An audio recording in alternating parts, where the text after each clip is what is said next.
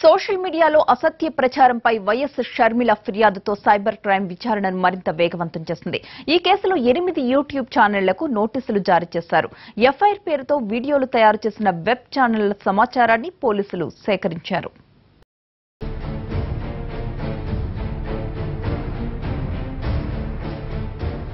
షర్మిల కేసులో యూట్యూబ్ ఛానళ్ల లింకులు కదులుతున్నాయి. ఐపీ అడ్రస్ల ఆధారంగా సైబర్ క్రైమ్ పోలీసులు దర్యాప్తు స్పీడ్ గా చేశారు. ఇప్పటికీ 8 వెబ్సైట్లకు నోటీసులు జారీ చేశారు. వారిలో 5గురికి అరెస్టు నోటీసులిచ్చారు. యూట్యూబ్ ఛానల్ 10 రోజుల్లోగా పూర్తి సమాచారం ఇవ్వాలని కూడా ఆదేశించారు.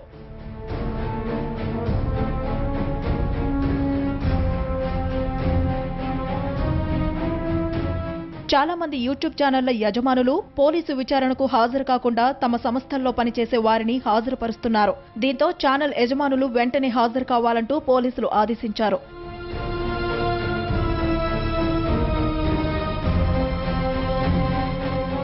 షర్మిలకు సంబంధించిన వీడియోలు ఎవరు ఎందుకు పెట్టారనే దానిపై సైబర్ క్రైమ్ పోలీసులు ఆరా తీస్తున్నారు. వ్యక్తిగతంగా దూషణలు చేసిన వారందరిపై చర్యలకు రంగం సిద్ధం చేశారు. We support TV, PF TV, zing zing TV, movie time, silver screen, Tollywood Nagar, challenge Mantra, Telugu film screen web ఛానళ్ల ప్రతినిధులను పిలిచి విచారణ జరిపారు.